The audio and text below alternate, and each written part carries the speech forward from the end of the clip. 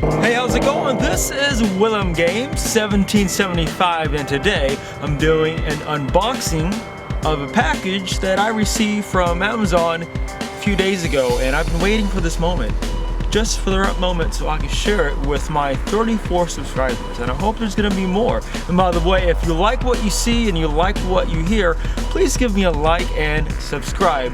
So, I'm doing this filming from the inside of my 2004 Mazda Miata. It is a 5-speed manual transmission, and it has 211,000 something miles on it.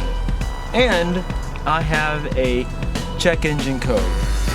I'm not sure of the previous problems this car had in its previous life, but I plan to take care of it. Before I do that, I want to talk about the maintenance that I will be doing on this very shortly. I will be replacing the brakes, the rotors. I notice the brakes are looking worn. I don't have the wear in indicators yet, but those will probably be on soon. And the rotors look kind of shabby. I'm going to go ahead and replace those two, and I'll do a fresh oil change along with the air filter, but that won't be in this video. I'm not even sure if I will film those. There's plenty of videos for those type of things out there on YouTube, but I will be showing off my new code reader. Okay, and that's what I will be opening. So I just let the cat out the bag. Speaking of which cats, this car has so much cat hair in it. The real previous owner, like the guy who I bought the car from, he says he has 5 cats. So let that be a clue on where all the cat hair could have came from. I was using a roller. Back here that's behind me.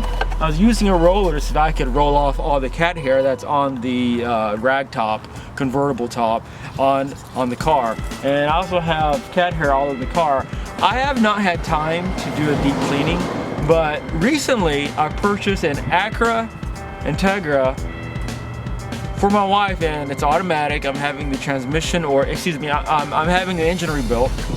And I took that car apart inside and out, and I shampooed it. I have a shampooer, it works great.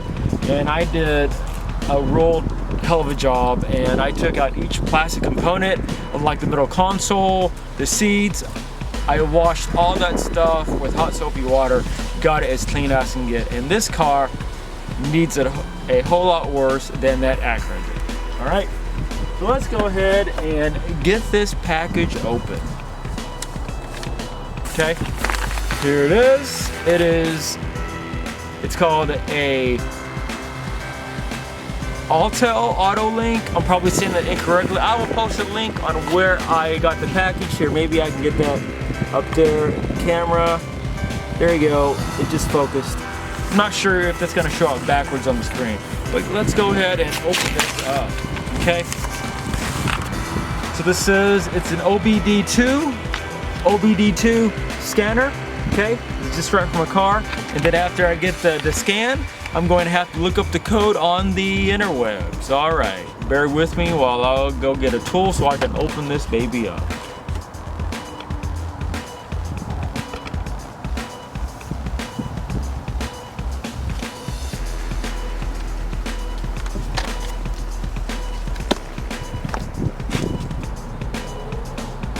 Alright folks, here it is. I've already cut off the side and also part of the bottom. Okay, I'm going to take this out of the package. And there's a few other things in here. I'm not sure what that is yet. Okay, this is some sort of USB cord, maybe for batteries or like to give it power from a computer. Okay, who knows. Alright, so let's go over some features here. It says featuring the unique patented one-click readiness key, the TFT color display. So yeah, so it has a 2-inch color display. It just says it's really great, and I can check codes basically. All right, so works on most 1996 and newer vehicles, OBD2 and CAN, that must be for Canada.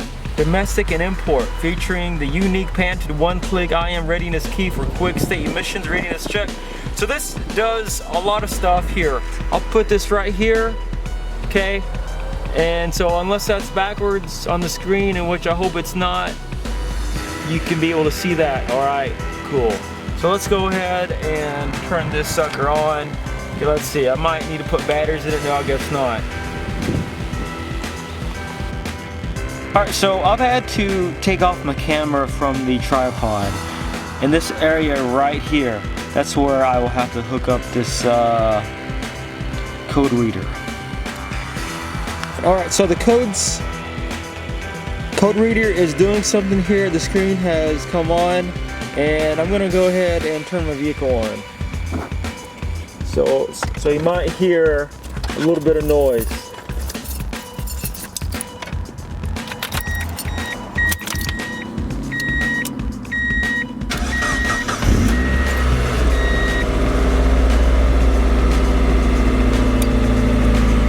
I'm trying to let the camera refocus.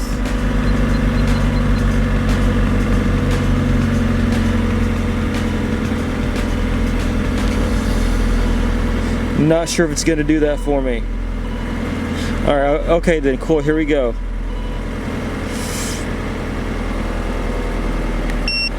Here you go. I'm just gonna guess what I need to do here. Waiting for vehicle to respond. So I guess this is just talking to the computer, doing its little computer lingo.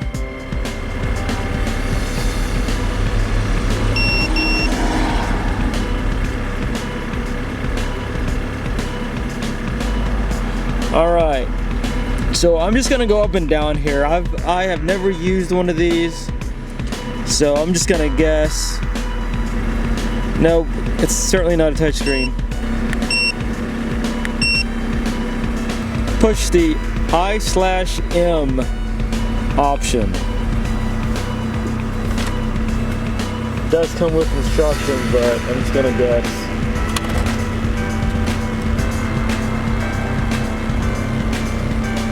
Alright.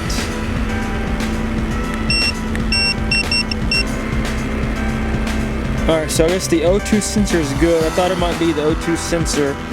My car's not suffering from any sort of performance problem, so the things I don't have checked is the something called the MIS. The evaporator has an X on it. Do have a fuel smell. I wonder if that has anything to do with anything. Two codes.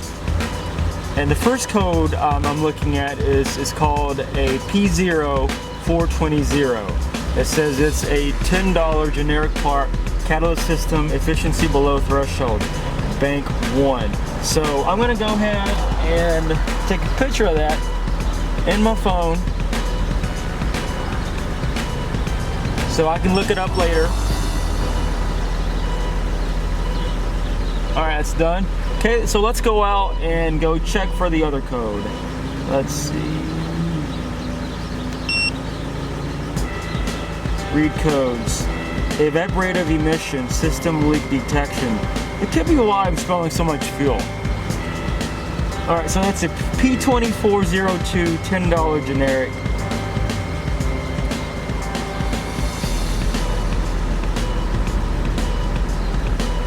Okay. So I think this did what it was supposed to do. I think I paid about $39 something for this. It was a little bit more than $40 when you add in tax. So that's pretty much everything about this video. I will go buy these parts, put these parts to where they need to go. I assume underneath my hood in the engine bay somewhere, and I'll be doing some more research on that. Alright folks, thanks for watching, and I'll see you next time. Goodbye. Hey, what's up? I'm back. So I decided to come back after doing some research about these codes, and I went ahead and I erased the codes from the code reader here, and I no longer have a check engine light, and it's probably no big deal. I believe the guy who I bought the car from also did the same thing. He told me he buys and sells cars all the time, so I'm not mad. I didn't pay a lot for the car. I don't know how much this would cost someone to, well, I mean cost me to fix.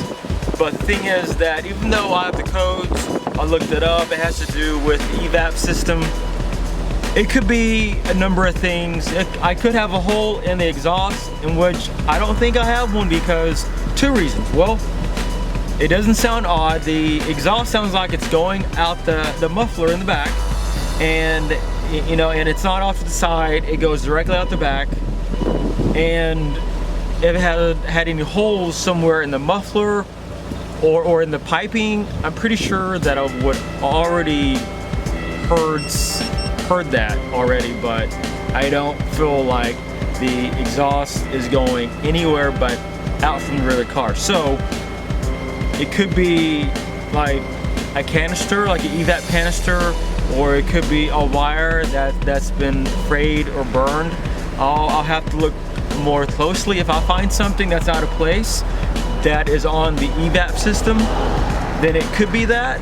And if I can't find it, and when I get this car registered next time and get it safety inspected, someone's going to see that code and they're going to go, well, whoever does the inspection, and they're going to say, hey, you have to get that cleared before I pass you. Well, I can, oops, excuse me, I just accidentally let my new code reader slip. Anyway, they'll probably tell me that I have to get it cleared before I get it passed. Well, I no longer live in a place where they do emission testing, so it will be a lot easier for me to get away, or for someone to actually get away with that.